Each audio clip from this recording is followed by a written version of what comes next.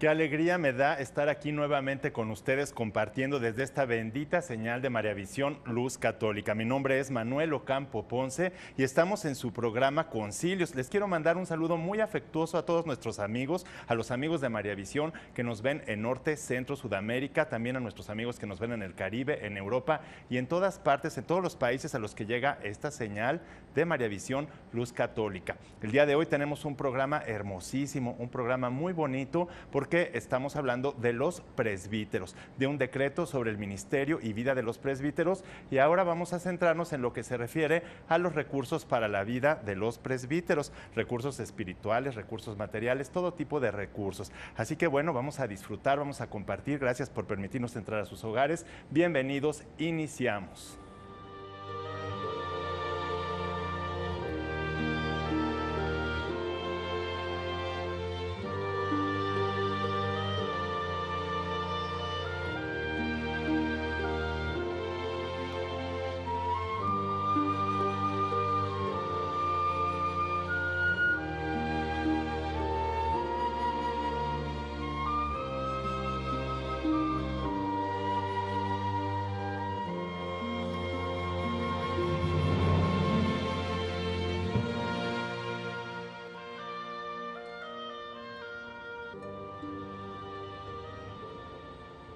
Como siempre, muy contentos de estar aquí compartiendo con ustedes en esta bendita señal de Mariavisión Luz Católica.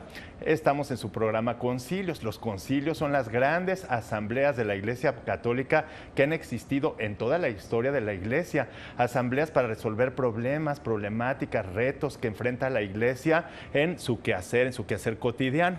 Estos retos que enfrenta la Iglesia pues se deben sobre todo a las problemáticas en el diálogo de la cultura, de lo que el hombre va presentando al diálogo con el Evangelio. Y por lo tanto se refieren principalmente a lo que se refiere a la cuestión de los dogmas, de la doctrina y de las costumbres, de la moral. Así se han celebrado 21 concilios ecuménicos, es decir, de toda la Iglesia Católica en la historia de la Iglesia, y el primer concilio de Jerusalén, que fue en el año 49, cuando todavía se encontraba San Pedro. Para los que no nos han visto, pues esto es una buena introducción para que sepan ustedes qué son los concilios. De estos concilios salen muchos documentos de los que nosotros tenemos que conocer. Tenemos que saber su doctrina, lo que viene ahí adentro. Y el Concilio Vaticano II no fue la excepción. Viene rico en documentos y nos estamos centrando en un decreto, en el decreto sobre el ministerio y la vida de los presbíteros. Ya se había tratado en el Concilio Vaticano II el tema de los obispos que son los sucesores de los apóstoles, de los 12 apóstoles. Pero además tenemos a los presbíteros que ayudan a la labor, que comparten, ¿verdad?, con los obispos. Desde luego, el ministerio pleno, ¿verdad?, el sacerdocio pleno lo tiene exclusivamente el obispo, pero los presbíteros o los sacerdotes participan de este en alguna medida.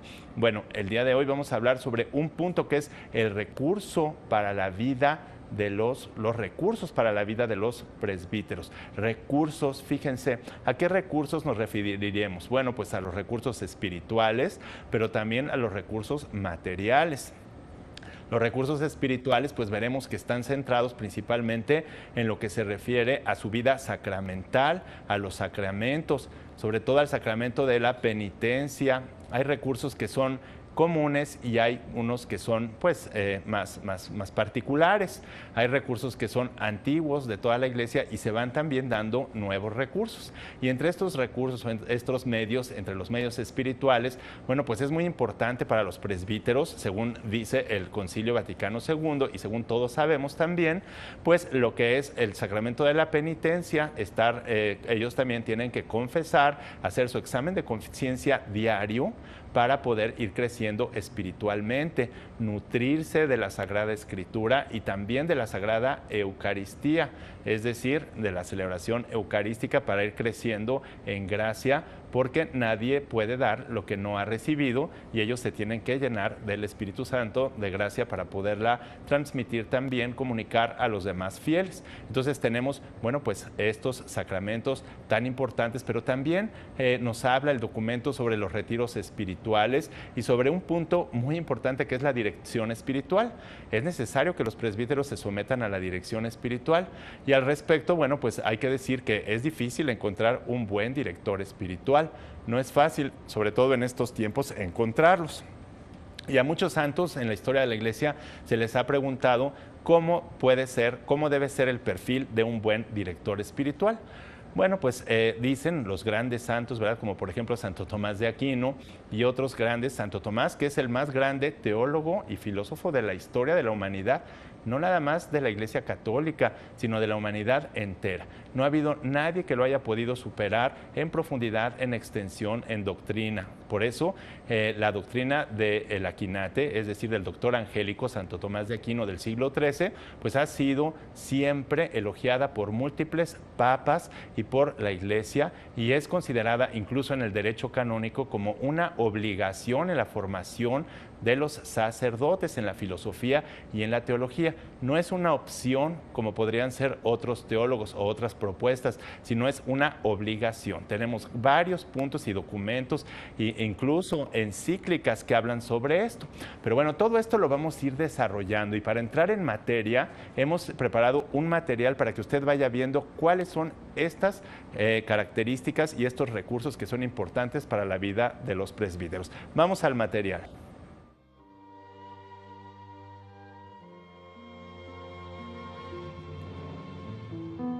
El tercer apartado del capítulo 3 del decreto sobre el ministerio y vida de los presbíteros del Concilio Vaticano II está dedicado a los recursos para la vida de los presbíteros y en el número 18 y 19 afirma textualmente que, para fomentar la unión con Cristo en todas las circunstancias de la vida, aparte del ejercicio consciente de su ministerio, gozan los presbíteros de medios comunes y particulares, nuevos y viejos, que el Espíritu Santo no deja nunca de suscitar en el pueblo de Dios, y la Iglesia recomienda, y hasta manda también algunas veces. Pero entre todas las ayudas espirituales, descuellan aquellos actos por los que se nutren los fieles de Cristo con la palabra de Dios, de la doble mesa de la Sagrada Escritura y de la Eucaristía, de cuánta importancia sea su frecuente y asidua recepción para la santificación propia de los presbíteros, es cosa que a nadie se le oculta. Los ministros de la gracia sacramental se unen íntimamente a Cristo, Salvador y Pastor, por medio de la fructuosa recepción de los sacramentos, especialmente por el fuerte acto sacramental de la penitencia, como quiera que preparado por el diario examen de conciencia, favorece en tanto grado la necesaria conversión al amor del Padre de las misericordias. A la luz de la fe, nutrida por la lección divina, pueden inquirir cuidadosamente los signos de la voluntad de Dios y las mociones de la gracia en los varios acontecimientos de la vida, y hacerse así cada día más dóciles a su misión, asumida en el Espíritu Santo. De esa docilidad hallarán siempre un maravilloso ejemplo en la bienaventurada Virgen María, que guiada por el Espíritu Santo, se consagró toda al misterio de la redención de los hombres. Los presbíteros reverenciarán y amarán con filial devoción y culto a esta Madre del Sumo y Eterno Sacerdote, Reina de los Apóstoles y auxilio de su ministerio. A fin de cumplir con fidelidad su ministerio, gusten de corazón del cotidiano coloquio con Cristo Señor en la visita y culto personal de la Santísima Eucaristía. Entréguense de buen grado al retiro espiritual y estimen altamente la dirección espiritual. De muchos modos, especialmente por la oración mental, aprobada por las varias formas de preces que libremente eligen, los presbíteros buscan y fervorosamente piden a Dios aquel espíritu de verdadera adoración por el que ellos mismos, junto con el pueblo que se les ha encomendado, se unan íntimamente con Cristo, mediador del Nuevo Testamento, y puedan así gritar como hijos de adopción, Abba, Padre. En el sagrado rito de la ordenación, amonesta el obispo a los presbíteros y les pide que sean maduros en la ciencia y que su doctrina sea espiritual medicina para el pueblo de Dios. Pero la ciencia del ministro sagrado debe ser sagrada, porque se toma de fuente sagrada y a fin sagrado se ordena. Así pues, sácase primeramente de la lección y meditación de la Sagrada Escritura, pero nútrese también fructuosamente del estudio de los santos padres y doctores y de los otros monumentos de la tradición. Además, para responder convenientemente a las cuestiones agitadas por los hombres de esta edad, es menester que los presbíteros conozcan bien los documentos del magisterio y señaladamente de los concilios y romanos pontífices y consulten los mejores aprobados escritores de la ciencia teológica.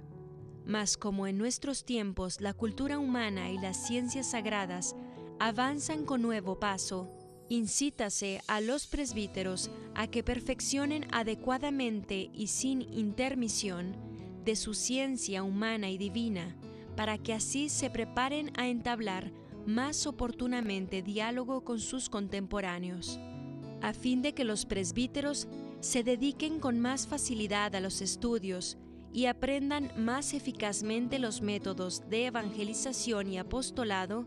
Procúrenseles con todo cuidado los medios oportunos, como son la organización, de acuerdo con las condiciones de cada territorio, de cursos o congresos, la erección de centros destinados a estudios pastorales, la creación de bibliotecas y la adecuada dirección de los estudios por medio de personas idóneas.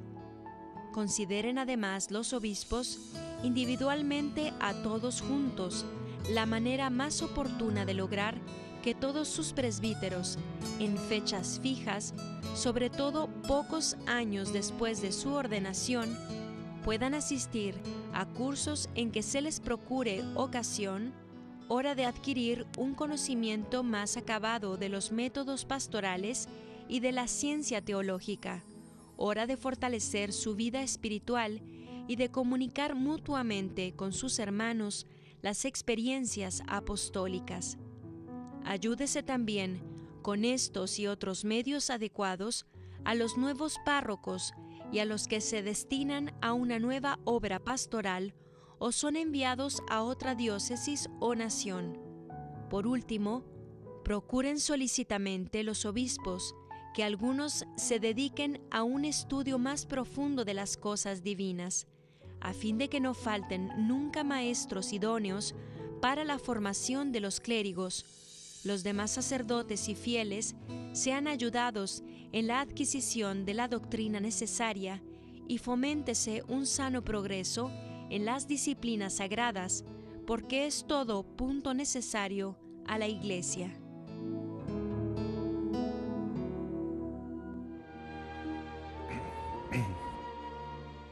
Estamos aquí de regreso y quiero recordarles nuestras vías de comunicación. Tenemos para comunicarnos pues mi cuenta de Twitter, @filos1403, @PHI latina, ya le cambié para que sea más fácil, LOS1403, y tenemos también la de Facebook, que es Manuel Ocampo Ponce o manuel.ocampo.ponce. Con esta pueden comunicarse durante el programa conmigo y podemos interactuar. También tenemos el correo de Mariavisión, concilios@mariavision.com, para aquellos que quieran mandar algunas preguntas más largas que podamos resolver durante la semana o algunos comentarios que requieran más tiempo. Pero si usted quiere comunicarse inmediatamente, pues aquí lo podemos hacer por vía de Twitter o de Facebook. Bueno, les estaba yo comentando, ¿verdad? Ya vieron cómo todo esto viene muy bien redactado en este documento, en este decreto del Concilio Vaticano II sobre el ministerio y vida de los presbíteros. Y pues decía puntualmente, ¿verdad? Hablaba sobre los sacramentos, como por ejemplo la penitencia, la Eucaristía, nutrirse de la Sagrada Escritura, sobre todo de la oración también. La oración, desde luego, las oraciones obligatorias para los sacerdotes, que son las del oficio divino, pero también algunas otras oraciones que son optativas o más libres, y la oración personal, que esa es insustituible. No hay nada que pueda sustituir la oración personal. Les decía que nadie da lo que no tiene, y por lo mismo tiene que llenarse el sacerdote. Pero cuando abordábamos el tema de la dirección espiritual, decíamos que los grandes filósofos dicen, ¿quién será, y teólogos como Santo Tomás de Aquino, quién será un excelente director espiritual? Y acaban concluyendo que es mejor para la dirección espiritual un sabio que un santo. Algunos pueden ser muy santos, pero si no tienen la sabiduría necesaria para guiar a otras personas, es difícil. Y por eso mismo los sacerdotes, fíjense que la dirección espiritual no necesariamente tiene que ser de un sacerdote, o de sacerdote a sacerdote, o de obispo a sacerdote, sino que hay personas que pueden recibir este don de la dirección espiritual de Dios, de dar dirección, de poder dirigir los espíritus, aunque sean laicos, aunque sean religiosos, aunque sean consagrados, o en cualquier tipo de los estados de vida dentro de la Iglesia Católica. Y lo que se requiere para esto es principalmente sabiduría, y en el caso de los presbíteros, que bueno, pueden desempeñar esta función, necesitan la formación sobre todo también intelectual. Por eso son tantos años de formación en los seminarios. Y aquí pues este recurso de la formación de los seminarios para que el presbítero se pueda ordenar, porque hay medios que son anteriores a la ordenación, como son los estudios de la filosofía, de la teología, pero todas aquellas áreas también que dependen de la formación de los presbíteros, como son el área humana, el área intelectual, el área humana, el área espiritual, el área pastoral, todas las áreas que integran la formación anterior a la ordenación. Y después vienen las posteriores, porque después es necesario una formación continua. Por eso este documento habla de armar retiros, de armar también, de facilitarles la posibilidad de que hagan estudios, incluso estudios de posgrado como maestrías, doctorados. Esto es importante. ¿Por qué es importante? Fíjense, porque dentro de las 4 áreas de la formación del sacerdote, todas son muy importantes, porque está la intelectual, les decía, la humana, la espiritual, la pastoral, pero ¿saben de cuál dependen todas las demás? De la intelectual. Si no hay una buena formación intelectual, se cae todo. ¿Y en qué me baso para decir esto? Pues en que las 2 facultades más importantes del hombre, las facultades espirituales con las que el hombre ejerce su humanidad y su espiritualidad, son el intelecto y la voluntad. Y de estas 2, de la que depende todo más es del intelecto, porque la voluntad ama, mientras que el intelecto conoce, y nadie ama lo que no conoce. Entonces, por eso, primero es el conocimiento y después es el afecto, de modo que del conocimiento va a depender el afecto, y va a depender la pastoral, y va a depender la situación humana y la situación espiritual. Todo depende de esta intelectualidad, porque así nos hizo Dios, así es nuestra naturaleza, es jerárquica también, y dentro de la jerarquía tenemos pues nuestra corporalidad, nuestro cuerpo muy bien integrado, muy bien organizado, tenemos nuestras facultades vegetativas por las que nos nutrimos, crecemos, nos reproducimos, tenemos las sensitivas que compartimos también con los animales, como son pues la vista, los sentidos internos, los externos, y también los apetitos, ¿verdad? Los deseos, las tristezas, las emociones, todas las pasiones. Pero por encima de todo esto tenemos la racionalidad, tenemos el intelecto y la voluntad, y de todas, la más alta es el intelecto, porque sin el conocimiento no puede haber ni afectos, ni apetitos, ni puede haber absolutamente nada más. Sin embargo, hemos visto que ahora se ha despreciado mucho la formación intelectual en los seminarios, y no se diga después. Hay un desprecio muy grande, producto de una irracionalidad muy grande que ha tenido la humanidad, una exaltación de la formación tecnocrática, de la tecnología, de de las ciencias experimentales que están encumbradísimas y un desprecio de las ciencias humanas, sobre todo de estas ciencias sagradas que son incluso consideradas sagradas como es la filosofía y la teología, y a las que se refiere este documento tan puntualmente, diciendo que hay que nutrirse de la Sagrada Escritura, ¿sí? de su meditación, pero también conocer los documentos oficiales del magisterio de la Iglesia Católica, como son todas las encíclicas, los documentos de los concilios, y también los padres de la Iglesia, de los doctores de la Iglesia, que han sido, pues, que son tan importantes para enriquecer la formación, no nada más de los presbíteros, sino de todos los católicos, pero desde luego los presbíteros tienen una mayor responsabilidad en esto. Nunca hay que despreciar entonces la formación intelectual. Veo que algunos, por ejemplo, en los seminarios, cuando he estado dando clases a alumnos de filosofía y de teología, desprecian la filosofía. No les gusta la filosofía. Ay, ¿para qué la filosofía? Bueno, pues la filosofía, fíjense, es la base, la estructura de la teología. La teología es filosofía más, es revelación más filosofía. La revelación más la filosofía es igual a la teología. Si le quitas la filosofía, se convierte en revelación más opiniones personales, y entonces termina en opinionitis de la Sagrada Escritura.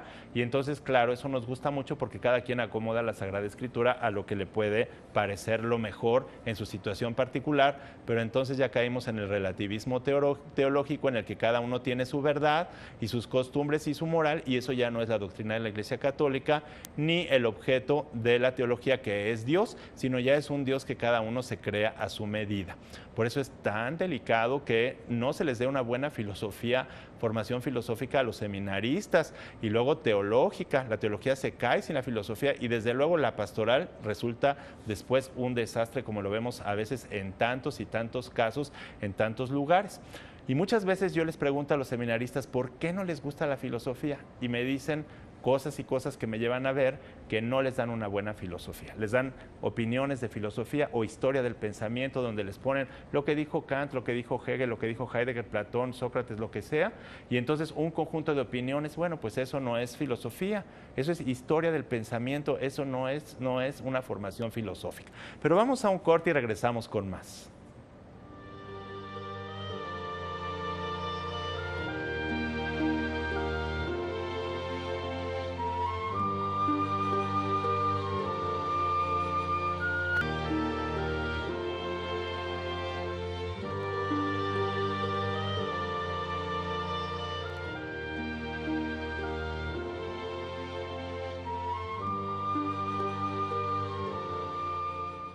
Aquí estoy de regreso con ustedes, y bueno, quiero mandarles un saludo afectuoso a los que ya nos están viendo aquí: a Fernando Thor, a Elsie Roges, a Aures Schwartz, a Sonia Lilia Reina Ocampo, a Martín Villalobos Hernández, a Patricia Ávila, y a ver, déjenme ver aquí porque aquí tenía más, a Sandy Liz también. Bueno, pues les mando un saludo muy afectuoso aquí en su programa Concilios, desde esta señal de María Visión, y vamos a continuar con el programa para que podamos seguir saboreando, disfrutando y sobre todo reflexionando, haciendo conciencia sobre sobre esta situación tan importante de los medios, de los recursos de los presbíteros, y todavía no entramos a los recursos materiales, ya estamos próximos a entrar, pero yo quisiera concluir y enfatizar muy bien estas ideas de lo importante que es, sí, la dirección espiritual, pero sobre todo también la formación intelectual de los sacerdotes. Antes de su ordenación, es decir, durante la etapa de formación, que si esta etapa falla, se convierte en un verdadero desastre, porque en lugar de formar, deforma, y entonces tenemos que ya la gracia no puede suplir absolutamente todo lo que por naturaleza debíamos tener. Y entonces vienen los fracasos, los grandes fracasos, ya después en la vida sacerdotal, sobre todo desde lo que es la misma vocación, el acompañamiento que hay que tener a una vocación. Pero después viene que ya, ¿verdad?, se ordena el sacerdote, y ahí no termina todo, porque la educación y la formación es durante toda la vida, no nada más de los sacerdotes, sino de todos los seres humanos. Todo el ser humano es intrínsecamente educable.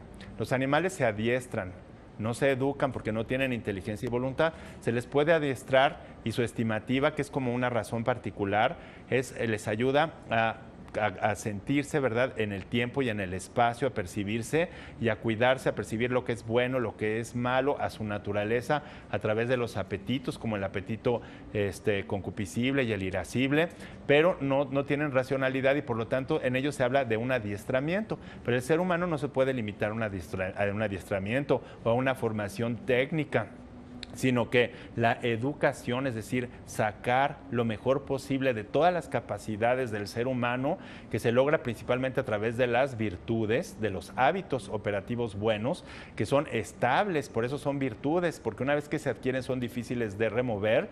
Esta educación dura toda la vida.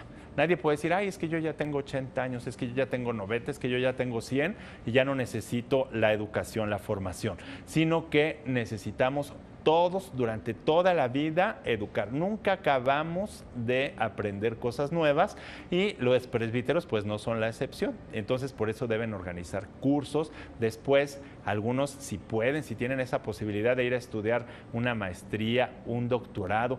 Con gran tristeza veo que en algún lugar me dijeron, ay, es que nos dijeron los formadores que ya no quieren intelectuales en los seminarios, que ya no quiere que se formen intelectuales, que ya no quieren que haya... Bueno, pues entonces en la irracionalidad, sin lo intelectual, se cae absolutamente todo. Eso es una gran falla, un gran defecto y esto jamás se debería decir en un seminario.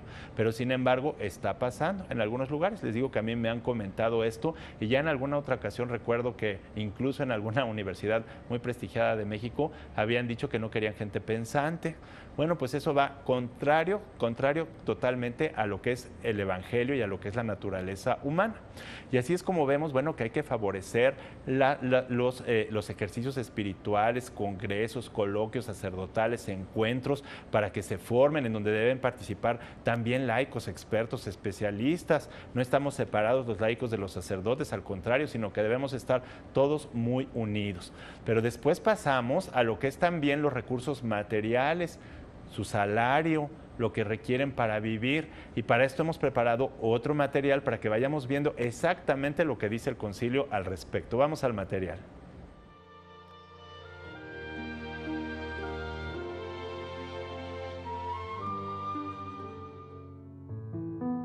Continuando con el estudio del decreto sobre el ministerio y vida de los presbíteros, Presbyterorum Ordinis, en lo que se refiere a los recursos para la vida de los presbíteros, el número 20 señala textualmente que los presbíteros, consagrados al cumplimiento del cargo que se les ha encomendado, merecen recibir una justa remuneración, pues el obrero merece su paga, y el Señor ordenó a los que anuncian el Evangelio que vivan del Evangelio. Por tanto, en la medida en que no se hubiere provisto por otra parte a la justa retribución de los presbíteros, los fieles mismos, como quiera que por su bien trabajan los presbíteros, tienen verdadera obligación de procurar que se les proporcionen los medios necesarios para llevar una vida honesta y digna. Los obispos, por su parte, están obligados a avisar a los fieles de esta obligación y deben procurar, ora individualmente cada uno para su propia diócesis, ora mejor todos a una para un territorio común, que se establezcan normas por las que debidamente se provea a la honesta sustentación de aquellos que desempeñan o hubieren desempeñado algún cargo en servicio del pueblo de Dios. En cuanto a la remuneración que cada uno haya de percibir a vida, desde luego, cuenta con la naturaleza del cargo mismo y las circunstancias de lugares y tiempos. Ha de ser fundamentalmente la misma para los que se encuentren en las mismas circunstancias. Ha de ajustarse a su situación y permitirles, además, no solo proveer debidamente a la retribución de los que están al servicio de los presbíteros, sino también socorrer por sí mismos de algún modo a los indigentes, y que el servicio a los pobres fue siempre altamente estimado desde sus orígenes por la Iglesia. Esta remuneración ha de ser además tal que permita a los presbíteros tener cada año el debido y suficiente tiempo de vacaciones. Corresponde a los obispos procurar que los presbíteros puedan tener dichas vacaciones. Al oficio, empero, que desempeñan los ministros sagrados debe ser atribuida la importancia principal, por lo cual ha de abandonarse el sistema llamado beneficial, o por lo menos reformarse de manera que la parte beneficial o el derecho a las rentas anejas por dote al oficio sea tenido como secundario y se atribuya en derecho el lugar principal al oficio eclesiástico mismo, que por cierto, en adelante debe entenderse ser cualquier cargo establemente conferido para cumplir un fin espiritual. Téngase siempre presente el ejemplo de los creyentes de la primitiva iglesia jerosolimitana, que lo tenían todo en común y a cada uno se le repartía según sus necesidades. Conviene pues en gran manera que por lo menos en las regiones en las que la sustentación del clero depende enteramente o en gran parte de las ofrendas de los fieles, recoja los bienes ofrecidos para este fin una institución diocesana que el obispo administrará con ayuda de los sacerdotes delegados y donde lo aconseje la utilidad también de laicos peritos en economía. Es igualmente de desear que en cuanto fuere posible se constituya en cada diócesis o región un fondo común de bienes con que puedan los obispos satisfacer a otras obligaciones con personas al servicio de la Iglesia y por cuyo medio las diócesis más ricas puedan ayudar a las más pobres, de suerte que la abundancia de unas supla la indigencia de otras. Este fondo común conviene también que se constituya, primeramente, de los bienes que provienen de las obligaciones de los fieles, pero también de otras fuentes que determinará el derecho. Además, en las naciones donde no está aún adecuadamente organizada la previsión social en favor del clero, procuren las conferencias episcopales que, atendidas siempre las leyes eclesiásticas y civiles, haya instituciones diocesanas, incluso federadas entre sí, o instituciones establecidas a la vez para varias diócesis, o una asociación fundada para todo el territorio, por las que bajo la vigilancia de la jerarquía se provea suficientemente, ora a las que llaman convenientemente,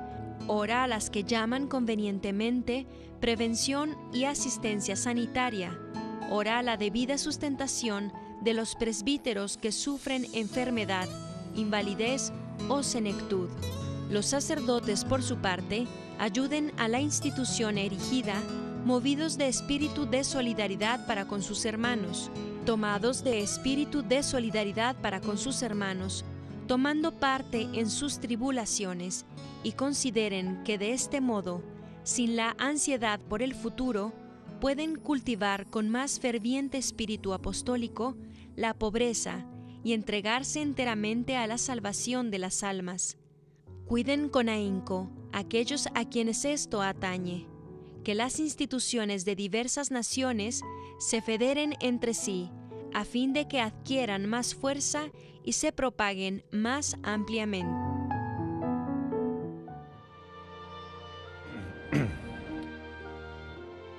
Un saludo muy afectuoso a Gerardo Segovia también, que nos está viendo, y aquí a Fernando Tor, que nos pregunta, bueno, que si tienen que seguir los lineamientos de Roma, la formación sacerdotal en los seminarios, o si es algo completamente libre. Desde luego que debe seguir los lineamientos de Roma. Hay un número mínimo de años para la filosofía, para la teología, y también los condestenidos deben ser de acuerdo a la doctrina del magisterio de la Iglesia Católica. Por eso les decía que se ha desvirtuado mucho en algunos seminarios y que algunos, bueno, pues vemos los programas, los planes de estudio que no corresponden, sino a una como historia del pensamiento o de las ideas, que no es propiamente la filosofía sistemática realista, que es la que puede ser como servir, ¿verdad?, como base y fundamento de la teología. No cualquier sistema filosófico sirve a la teología. por ejemplo, los sistemas idealistas, los sistemas racionalistas, empiristas, los materialistas, los que se reduce todo a la materia, pues y excluyen a Dios, como por ejemplo el marxismo, que dio como resultado pues una teología de la liberación de corte muy izquierda y marxista, pues obviamente esto está muy mal, o tampoco liberal. Imagínense nada más, una interpretación marxista o liberal del Evangelio, pues va contra el espíritu mismo del Evangelio, y por eso no cualquier cosa puede servir, ¿verdad?, a la teología, a una sana teología católica. En la historia de la Iglesia ha habido muchísimos errores de teólogos, sacerdotes que han hecho propuestas a través de pensamientos o de propuestas filosóficas equivocadas, y tenemos cantidad de errores que por eso dan lugar a estas asambleas, a sínodos, a concilios incluso ecuménicos, en donde se aclaran esto y se dice esto sí y esto no. Y por eso el documento hace énfasis en que debe conocerse la doctrina del magisterio de la Iglesia Católica, y además los teólogos, los filósofos que han contribuido, los doctores de la Iglesia, al desarrollo, a la explicitación de los contenidos de la Sagrada Escritura, es decir, a la explicación para que podamos profundizar y desvelar, gracias a la gracia del Espíritu Santo, todo el contenido de la revelación que es la Sagrada Escritura, Antiguo y Nuevo Testamento, y la tradición de la Iglesia. Todo esto es una gran riqueza, un gran tesoro, y estamos en una situación difícil en la que se va perdiendo. Hay que organizar, como decía aquí, congresos también, congresos internacionales, congresos nacionales, en donde se promuevan las ideas, donde se anime, se motive a la formación intelectual, no desalentarla y desmotivarla, porque entonces en la irracionalidad, como animales, pues nos vamos a comportar, y no puede haber ninguna virtud que pueda prosperar en la bestialidad, en la animalidad, en la irracionalidad. Y luego pues también viene, ¿verdad?, toda la parte, como acabamos de escuchar, de los bienes económicos, que también dependen mucho de la racionalidad, porque si no tenemos claro lo que es el espíritu de la pobreza, lo que es una vida digna, pues pareciera, ¿verdad?, que vemos a veces algunos sacerdotes que viven en la indigencia, como si eso fuera el espíritu de pobreza, vivir como indigentes. Eso no es espíritu de pobreza, eso clama al cielo, porque es un pecado incluso social, la miseria extrema. Y otros los vemos pues en la opulencia también, ¿no?, viviendo cosas y cuestiones y situaciones que distan mucho de un espíritu de pobreza que debe tener todo sacerdote. Desde luego aquí hay que hacer una distinción muy clara que viene en el documento también, en otras partes del documento, de lo que son los sacerdotes diocesanos, el clero secular y el clero regular, porque el clero regular, que son las órdenes monásticas y religiosas, recuerden que los monjes se dedican principalmente a la vida contemplativa y al trabajo al interior de su comunidad, mientras que los religiosos tienen vida activa y contemplativa, que esta actividad, porque el monje también tiene actividad, pero va hacia adentro de la comunidad, y en cambio el religioso hacia afuera, como por ejemplo en actividades como hospitales, etcétera. Aunque bueno, puede haber ciertas combinaciones en esto, pero ellos tienen unas reglas en donde tienen que vivir con bienes en común, y sobre todo los llamados consejos evangélicos, que son consejos para todos los cristianos, no nada más para los religiosos: pobreza, castidad y obediencia, pero en un sentido muy pleno y muy distinto al de lo que se recibe, por ejemplo, o se vive en el clero secular, o un ser humano consagrado, ¿verdad?, un hombre o una mujer consagrada, o un casado, ¿verdad?, un matrimonio. Es diferente. Pero en este caso de los presbíteros, tenemos los del clero secular. Este documento se refiere principalmente a los del secular en este sentido, porque los demás, los del clero regular, viven de los bienes, los ponen en común. Un religioso, por ejemplo, un franciscano, o un monje, como puede ser un benedictino, tiene que vivir todo en comunidad, todo, pero eso ya es un don especial que Dios les da, un carisma especial que les da para poder vivir, ¿verdad?, la vida en común, comunitaria. Aún en la vida comunitaria, en la vida monástica, no puede ser todo en común, porque el derecho a la propiedad privada es un derecho natural y nada puede negar los derechos naturales, pero sí se vive lo más posible lo que se puede en común. Sin embargo, también los del credo secular tienen que hacerlo, tienen que ser solidarios con sus hermanos, con los otros sacerdotes que viven más pobres, porque hay diócesis que son más ricas, porque hay más prosperidad, desarrollo económico, y hay otras, por ejemplo, alejadas en zonas rurales, en donde los sacerdotes que recaudan más recursos económicos, pues deben compartirlos con ellos. Además, también deben tratar los sacerdotes, como lo ha dicho este documento, aún los diocesanos, de vivir en comunidad, es decir, en vivir no solos, no aislados, sino unirse 2 o 3 sacerdotes o constituir institutos, asociaciones de fieles de derecho pontificio, por ejemplo, o institutos seculares en donde haya sacerdotes y laicos para vivir un poco más este espíritu de pobreza, de compartir los bienes. ¿De quién depende todos estos recursos? Bueno, pues de nosotros, de los fieles. De nosotros depende también del obispo, pero principalmente los fieles somos los que tenemos que ver que los presbíteros tengan una vida digna, una vida adecuada a su condición según, como dice aquí, los cargos que cada uno tenga, pero que todos vivan dignamente, según sus responsabilidades, que los que ejercen el mismo cargo en el mismo lugar, pues tengan acceso a los mismos beneficios y todo sea subsidiario. Recordemos que hay un principio, 2 principios, ¿verdad?, sociales muy importantes que hay que vivir, no nada más los presbíteros, sino todos los cristianos y todos los sistemas económicos del mundo, que son el de la solidaridad, es decir, el amor para ayudarnos unos a otros, cada quien aportando lo que tiene según sus dones, y el de subsidiariedad, que es la repartición de los bienes, de los cargos y de las responsabilidades, según las capacidades, los dones y la situación que cada uno tiene y que puede aportar. Vean cuánta riqueza tiene la doctrina católica y cuánta ignorancia a veces tenemos, aún dentro de los mismos sistemas de formación de la Iglesia. Por eso es tan importante que nosotros nos refresquemos, veamos, leamos estos documentos. Aquí tengo yo los documentos del Concilio Vaticano II completos, así los pueden comprar. En este libro vienen todos los documentos que estamos analizando, y luego veremos pues los de todos los concilios. Así que, bueno, pues tenemos mucho material y mucho que compartir, pero como siempre el tiempo vuela y bueno, pues les agradezco mucho su atención y les invito a que sigan con la programación de María Visión, que siempre tiene cosas muy saludables para su espíritu. Muchas gracias por su atención.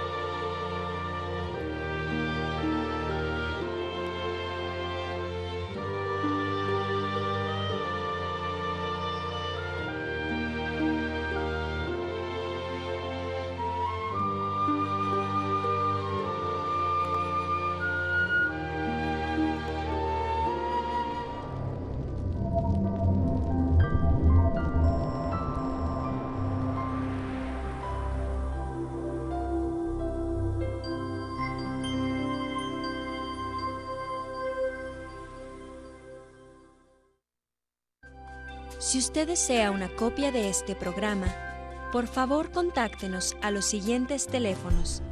Desde el extranjero, marque 0052 33 3770 1814 y del interior de la República Mexicana al 01900 849 3507 o escríbenos a nuestro correo electrónico tiendavirtual@mariavision.com y visita nuestra página web www.mariavision.com.